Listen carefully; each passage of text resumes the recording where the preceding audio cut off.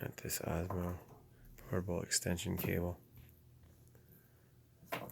We turn it on. Kind of acts like it's good. And after a few seconds, goes red and kind of dies.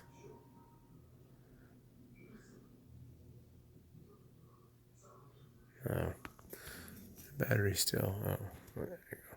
Battery has full charge still. I mean, it's still showing power because if it wasn't, once the power's out, the light would go out too.